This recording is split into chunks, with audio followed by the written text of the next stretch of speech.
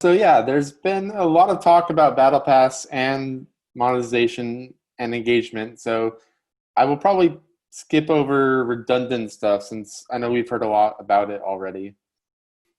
But yeah, basically through this presentation, I will talk briefly about what Battle Pass is fundamentally, why it is a great engagement feature, why I personally believe it is not a monetization feature as most games have implemented it, and then stuff about what you should not do with Battle Pass rewards, and finally, some tips on how to make Battle Pass monetize better. Someone brought up before the presentations started about AFK Arena, and they have a couple of stackable IAPs, and you know, there's a debate about whether Battle Pass is a subscription or is it an event, or is it just a one-time purchase that rewards engagement.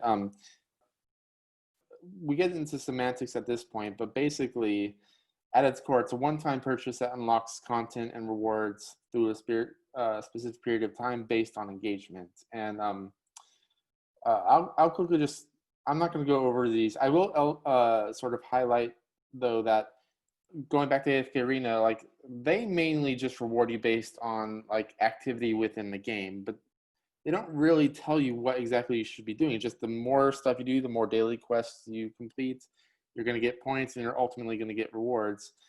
I want to highlight that challenges is actually a pretty big differentiator with Battle Pass. And that's one way I would differentiate most Battle Passes with something like what AFK Arena did with their three sort of premium unlocks that you see in the game.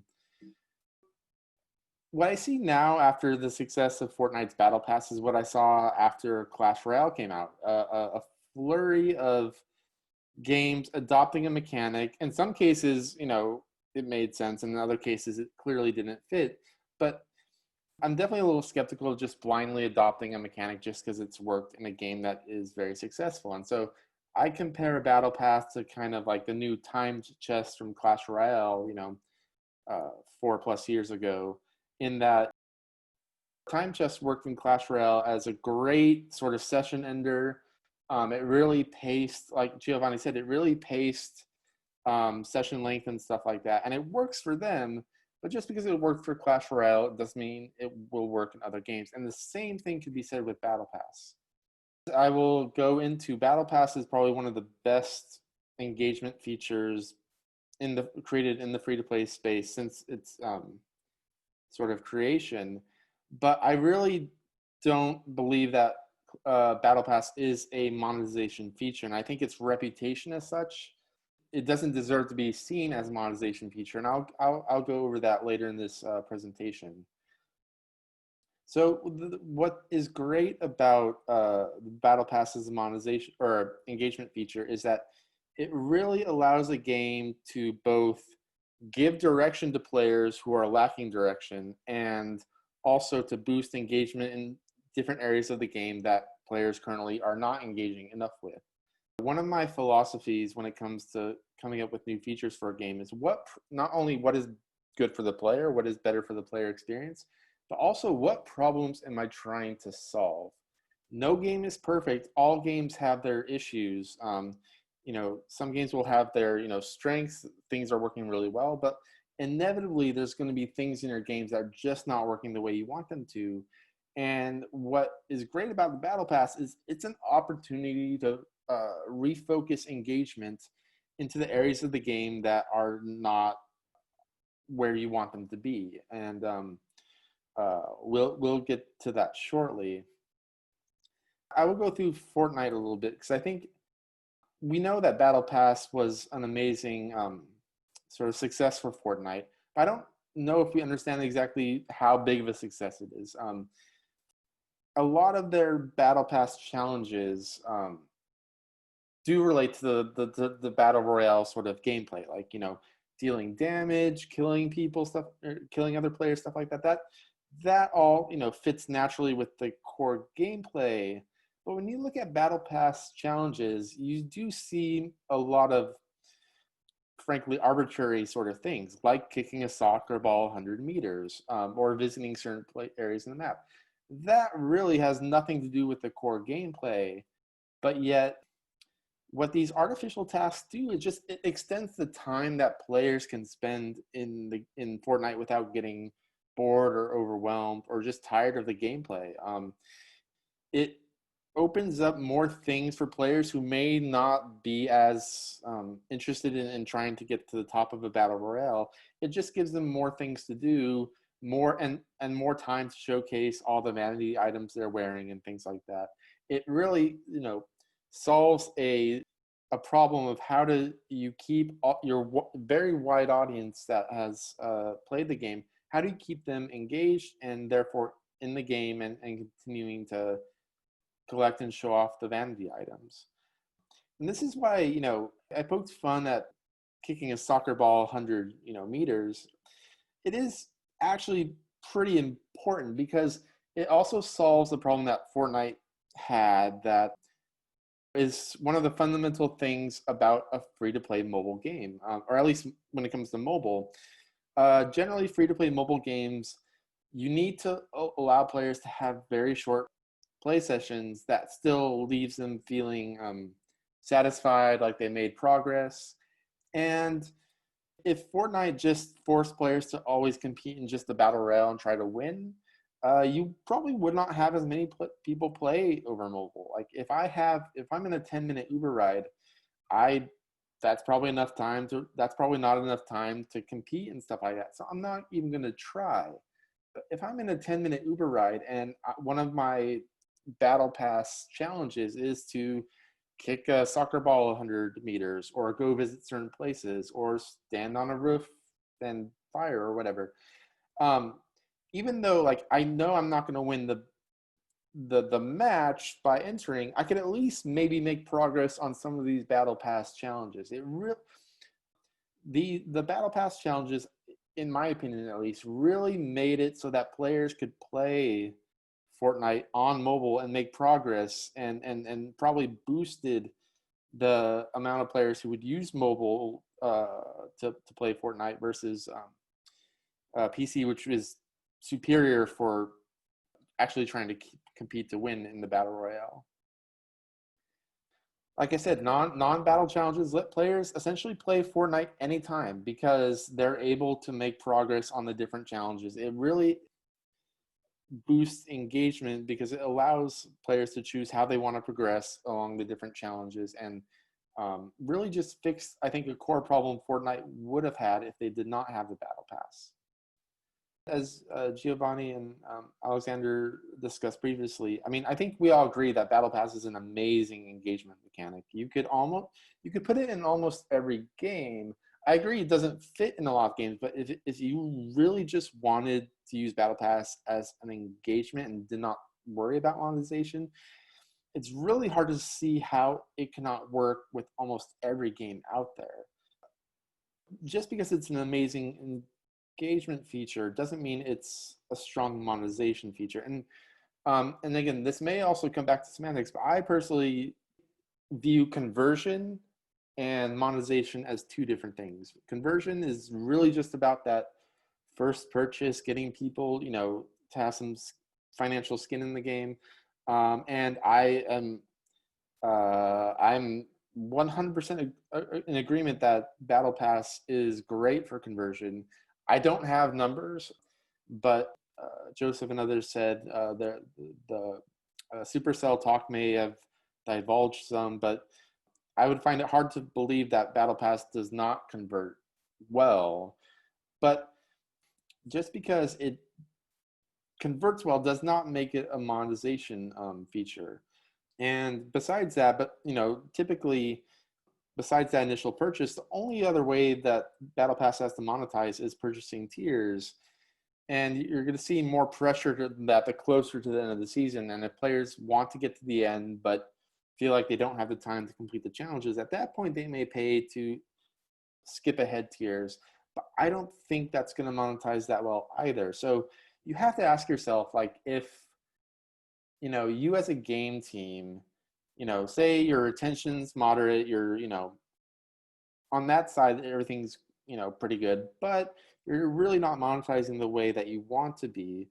And you only have time for one feature. Like, would Battle Pass be the one thing you do? And I guess my thought is like, sure, implement the Battle Pass, get that conversion spike of revenue, but what are you going to do for the rest of the season? Whether that season is a month long, 10 weeks, whatever. Um, uh, it's going to be it's going to be really hard to drive additional revenue once you get your player base into the Battle Pass.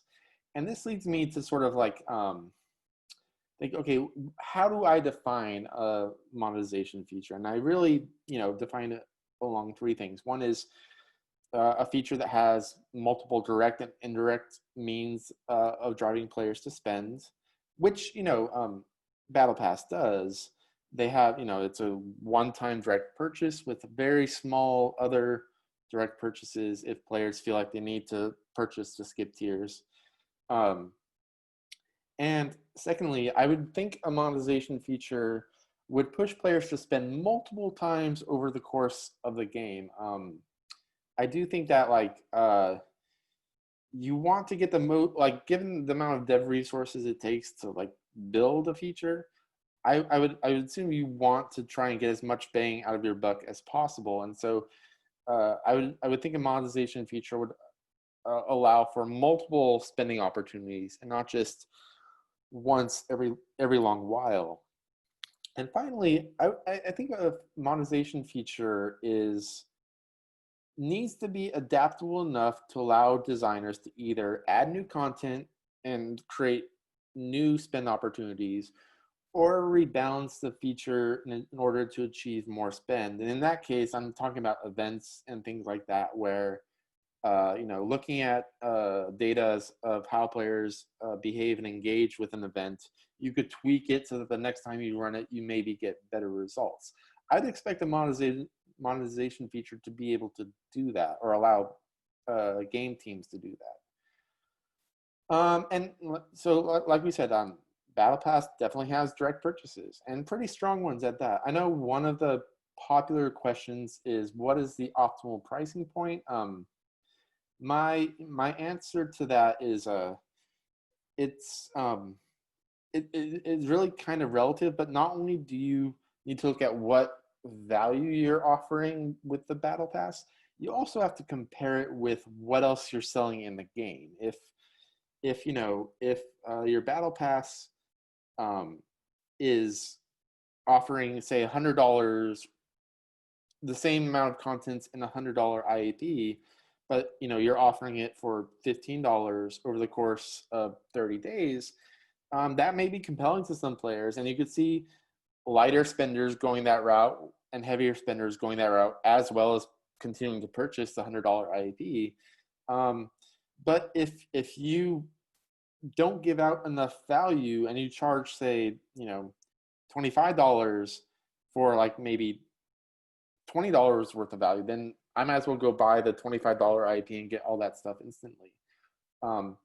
There's also just an intangible value to keeping players around in the game longer, even if they don't spend. There's competitive value, there's social value. So when we're trying to sort of figure out what is the value of the Battle Pass rewards and what do game companies get from it, I want to just keeping players in the game longer, even if they don't spend further. There is value to that. It's really hard to calculate, but we shouldn't ignore that aspect of the Battle Pass and keeping players around. So we talked about direct purchases, which Battle Passes have. Now let's talk about indirect monetization. And this is, I think, where a lot of Battle Passes fall flat. So, a good example of what indirect monetization is needing to spend on other parts of the game in order to go through, in order to progress in the Battle Pass. And 8-Ball Pool is a great example of this. In 8-Ball Pool, you get points for the Battle Pass by not only doing matches, 1-versus-1 matches against other players. You get more points the higher the table you go, but you also do it by completing daily missions. And so because engagement in 8-ball pool has an entry cost. There's a fee you have to put coins down on the table in order to engage. Depending on, so because you have to do that, then almost by definition, you are going to be sinking more coins if you're playing more than you would otherwise without the battle pass. So I don't know numbers on 8-ball pool, but I'd have to imagine that based on, so the daily missions they use for their pool pass, as well as if players are playing higher tables than normal, they're just going to get monetized more off of chips than they did before pool pass entered. That is a great example of indirect monetization that is driven with the battle pass. Unfortunately, most games don't have that, because most games either the engagement activity is either free or its input is too cheap to really make a big difference in monetization. Some challenge, so challenges tend to focus on engagement, meaning, how many times you do an activity. It rarely sort of focuses around stuff that probably would monetize better. So like stat checks or level tier checks. And I guess I use, a couple different game examples. Like in Raid, for example, if one of the challenges was to defeat a level 180 spider in a minute and a half or less, lots of spenders probably have gone to level 180 spiders then, but maybe they need, it takes them 2 minutes and 40 seconds to beat that stage. If they really wanted to get that final reward and they really needed to beat the spider's den in a minute and a half, and if the game was smart enough to do a sale of like a hero or a hero equipment set that would make it easier to beat the spider faster, you could get indirect monetization that way, because you're presenting a challenge that with the right purchase of stats, whether it's stats with heroes or stats with equipment, it will make it easier for a player to sort of complete that challenge. That sort of challenge, if more battle passes had things like that, I think you would see a lot more indirect monetization with the battle pass than how they currently are. Same thing with Star Wars Galaxy of Heroes. This is several years outdated, but when Yoda was first introduced, they had this sort of event where, you needed to get 5 Jedi heroes of various star tiers in order to sort of fight Yoda. If you had a challenge like that where you have to get, defeat, 7-star Yoda with 5 7-star Jedi characters, you would get some spenders to engage with that. Now, there's another question of, is it bad for players to reach the end of a battle pass early? And my answer, like most everything else, is it depends. Like if people are getting to the end in 40% of the season, that's probably bad. But if someone who's really engaging gets to the end by 80 or 90% of the season, I think that's fine. And what that sort of leeway does is, if players are super engaged but they don't want to spend that much, they would avoid these challenges that are more spend oriented, because they know that they don't have to do all the challenges to get to the end. They only need to do 75, 80, 85%. So versus spenders who may not have the amount of time that non-spenders do to engage, or lighter spenders do to engage, they will spend to do these challenges because it makes up for the time that they would spend doing the more time focused challenges. So having a little leeway so that, if you did have challenges like these that more or less require some players to spend to complete, you let those players who don't want to spend that, they don't have to spend it. They just have to take more time to do the other challenges and not those particularly. I think that you could strike a nice balance there. But other examples of challenges that might indirectly monetize are, get X characters to Y stars or higher. That's, And then also, in the case of Clash Royale, if you had a challenge, and Clash Royale doesn't do challenges, we will get to that later. But say they did do challenges in the way that like Fortnite does. A challenge in Clash Royale could get 5 legendary cards to level 4 or higher. Again, would this drive a ton of players to spend? Maybe, maybe not. It would probably get some, and that's how you don't need full participation to make a positive impact on your monetization. You just need your more dedicated spenders and to spend a little more, and hopefully you will bring up lighter spenders to spend a little more as well. I mean, most 100% purely engagement-oriented challenges just don't work. They're not going to monetize. Like, one of the worst things you could do with a battle pass, in my opinion, is to ask players to do more of what they're doing already, unless them doing more would make them monetize somehow. So like the first challenge sort of example I have is from Raid. It says fill or decrease turn meters 100 times in arena. So there are abilities that allow you to do that, and as long as I have at least one hero that does that, over the course of 10 weeks, using that hero in the arena, I will fulfill that. Like I need to get arena medals. That's part of sort of what the game pushes us to do. And asking me to do that is not changing my behavior. It may, at most, it's maybe I'm focusing on the arena a little bit more, but that does not make me any more likely to monetize than before.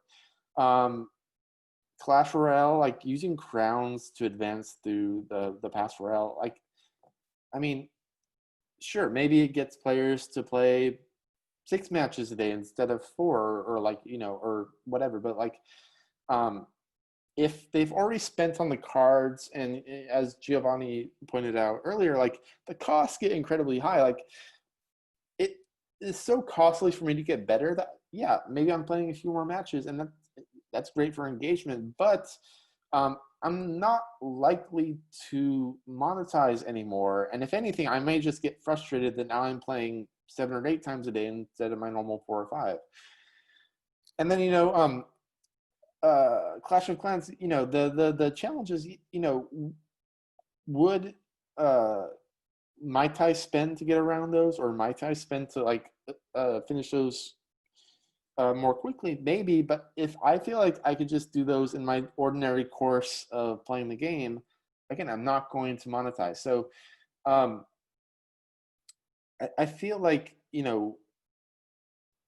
as good of an engagement tool as Battle Pass is, it's also what kind of makes it not a monetization feature, because most of the challenges, most of what we're asking players to do, are not designed in a way to push them to monetize. And I think that is a problem if you're going to call Battle Pass a monetization feature, which I don't.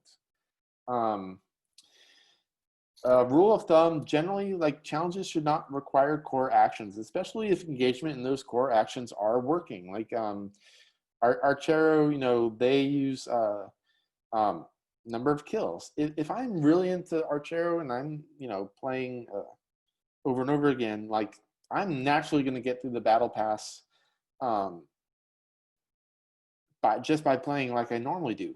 And if Archero's main concern is engagement or retention, that may be fine, because it keeps me playing. I'm maybe playing more, but I'm going to get those rewards.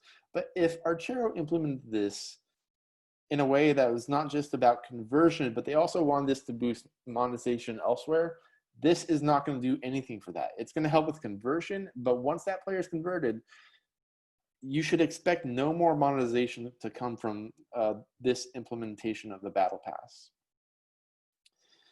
And, just generally, my rule of thumb is that players will avoid spending if they have to. Like, there's, now to Alexander's point, like, there is something to be said. Like, if I really enjoy playing a game, I will not, I don't think players will balk at spending in the game, but they still need to be nudged a little bit. So like if I'm enjoying playing a game and I want to play it for 2 hours, and the various, whether I'm out of energy or there's other sort of limitations, stop me at 1 hour.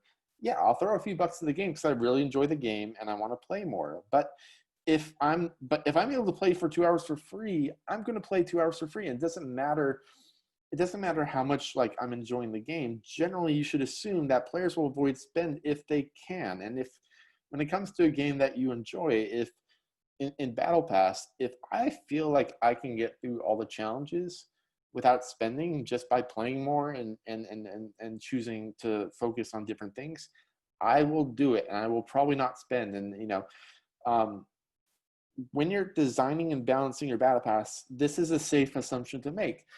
And if I'm wrong, if you're wrong, if people are willing to spend to get around it, that's fantastic. But I just, in my experience, having worked in this industry for over a decade, I would never count on a player spending unless they're nudged at least a little bit to do so through the design of challenges or what they're being asked to do or whatnot. And unfortunately, Battle Pass just doesn't have that many spend opportunities. You have that one great direct purchase, which is, again, great for conversion and great for a purchase every season, which, again, by itself is valuable. But if this is supposed to be your Hail Mary for massively boosting your monetization overall, you just don't have that many spend opportunities to do that outside of that initial spike in purchases. And another thing is it's really hard to recalibrate a Battle Pass. One of the things I mentioned of what makes a good monetization feature is the ability for design to extend content by adding new stuff or recalibrating the existing content. And it's hard. Once a Battle Pass is live, you instantly create expectations for what players will get based on both the Battle Pass milestones themselves, but also what the challenges are. You may have some, depending on how you're designing the Battle Pass, you may have some leeway in rebalancing weekly and daily challenges that have not been unlocked yet, but you run a massive risk of violating player expectations if you go back and rebalance challenges that have already been unlocked, and if you rebalance the rewards. You may be able to reiterate from one Battle Pass to another, but then again, player expectations is a powerful thing. And so for those who ask, what should the optimal pricing be? I would err on the side of it being higher, because it's much easier to lower the price of a Battle Pass from one season to another. It's much harder to increase the price. And so just be aware of player expectations if you are trying to meddle with a Battle Pass within the season, but also from season to season. And finally, I cannot stress this enough, if you're giving away things of value, be very careful, because because Battle Pass is likely a one-time purchase for most players. You need to sort of look at how much is being given away over the course of 30 days or 10 weeks versus other one-time purchase opportunities in the game. And Raid is a textbook example of not heeding this advice. So I don't know how many of you have played Raid when they did their only Battle Pass season, but they gave away the farm. I think the base price was $24. You got 4 to 5 heroes, some of them unique. You got multiple armor sets of 5 stars and 6 stars, dozens of rare and above summons, gems, energy, silver globe, so many other stuff. And I'm using these two screens to point out just how crazy this is. So if you look at the left pick, I've circled two 6-star epic sets for HP and HP plus shield, just given as a reward. And compared to like a set that they sell for someone at my level, or at the level I was when I was doing this, and like it's crazy. Like, why would I buy this $20 set when I'm getting these full sets are better, at least if I wanted HP and stuff, and they have the speed sets in there at different tiers as well. Like, really, when this came out, there's really no need for me to spend on anything else except energy. And unfortunately for Ray, their energy economy is god awful. Like, they really put themselves in a bad position. And thus, I'm not surprised at all that we haven't seen a second battle pass since their first one ended in April. We may never see another one. If they choose to do another one, it will probably not be as lucrative. They literally gave out hundreds of dollars worth of IAP value for a $25 IAP. So don't be Raid. Let me just say that. So finally, for my last few minutes, I'll just go over some ideas I came up with that you can possibly make Battle Pass monetize more. One is focusing challenges on things you can monetize. We've kind of discussed that. I'll just recap a little bit of what we've discussed. The second is adding more monetization opportunities after the milestones are complete. Because in one way, you could view the Battle Pass as an event. Some people say it's a subscription. Some people say it's a core feature. But it could also be viewed as an event if you look at all its characteristics. And then finally, a lot of battle passes are used to drive core game engagement, but I feel like battle pass there's more opportunities to connect it with other events that are going on in the game, because events are typically used to monetize. So going back to 8-Ball Pool, we've already discussed indirect monetization because of having entry costs in the game. But what about games that have no entry costs? Like for Clash Royale, for example, I think if you took away, so say there's still the point system for the tiers, but what if instead of getting points through crowns, you got points by the chest that you open? So a silver chest maybe gives 10 points, gold chest maybe 30 points, whatever the balance is. Suddenly you're putting the progression not on the earning of the crowns, but the opening of the chests. And at that point, depending on how you balance your battle pass, it's possible that you'd get spenders who normally would not pay to speed up chests, because like we've already established, the card upgrade costs just get super high. Now maybe they're going to pay to speed up the chests because they want to get to the end of the battle pass. And that's, I have no idea how players would receive this, but I'm pretty sure it would monetize better than it does right now. Energy is a good sort of activity cost, but in many games, energy is just way too cheap. And I feel like I'm picking on Raid a lot, but here's another example of just how cheap energy is. Like a $15 purchase in Raid, like, because you convert gems to energy, like gives me 2,500 to 3,000 energy, which between that and how much free energy the battle pass gave as rewards, plus the free energy I get in the game naturally, I only spent, besides buying the battle pass, I got to tier 100 with just buying energy, and maybe I bought one of these. Like it definitely monetized.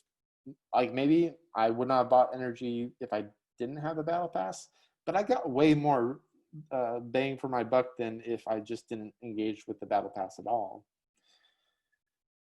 And if we look at battle pass as a type of event, you see in a lot of other events you have your event milestones, and then at the end of the milestones you have the leaderboard. And I feel like a lot of battle passes kind of get lazy once you get to the end. Like, oh, you get to the end and then you get some generic reward for every X amount of points you get after that.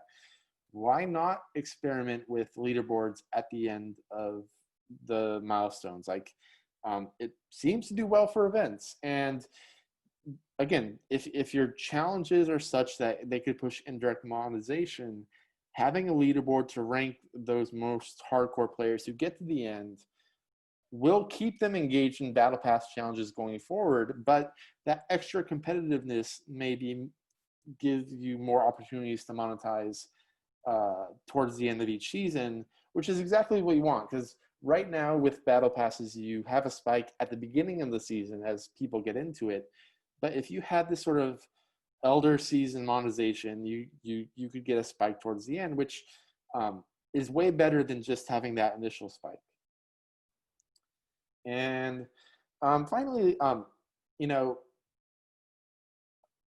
a lot of games have sort of their event cadence, and you know, some players may try all the events, but some players may just try the events that they think they'll do the best in, or some may take a break because it's a busy week. But if you tie battle pass challenges to the events that are running at the same time, you could actually boost engagement in those events. And if those events have direct and indirect monetization opportunities, that is another way you could use battle pass to improve your monetization.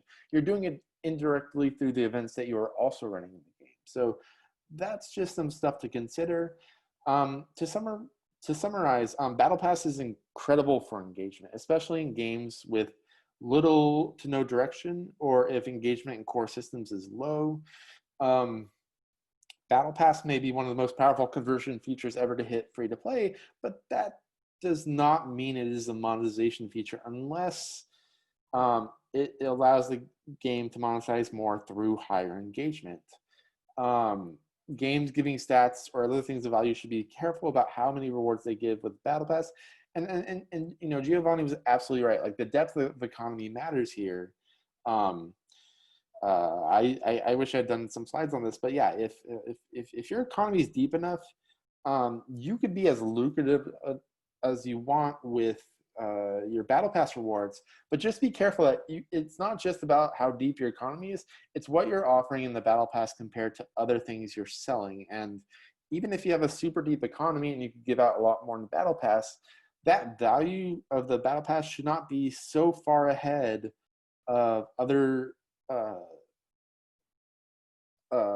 possible sale opportunities, unless you're okay with them getting cannibalized. And then finally, you know, Battle Pass is by no means perfect, and there's a lot of room for improvement. And I would encourage a lot of studios to at least think about, you know, what is their game like, what do their players need, and how can I improve Battle Pass to not only do what we already know it does well, but also improve other aspects of the game that maybe is not as obvious in how it's been applied so far. But that is pretty much it for me. I know I probably should have put this slide in beforehand. I am currently free to consult on games design, so feel free to reach out and email me. I will also post, or I'll also give my LinkedIn link in the email that we send out. And oftentimes I just enjoy talking shop, so if even if it's not about consultation, if you ever want to talk shop or anything, just hit me up. All right, well, thanks for that, Jeff. I think there were a lot of subtle points in your talk that maybe we could actually discuss.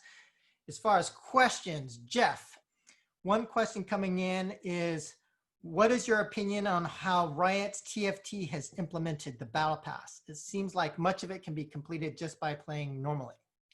I haven't looked at Riot's Battle Pass, but again, it's kind of what are you looking to accomplish with your battle pass? So if you have a high DAU and you're fine with monetization, it could be that engagement is all you want. You want to engage and retain your players, in which case, why not make a battle pass that players can get to the end of if they just do moderate to slightly heavy engagement every day? I think that's perfectly fine if engagement and retention are the things you care about the most. But if Riot was hoping to boost monetization from this more than just the initial purchase, then it's probably lacking to have so many people just be able to get to the end by just a little more engagement. But definitely would like to look into that like I said, I haven't really examined that particular battle pass.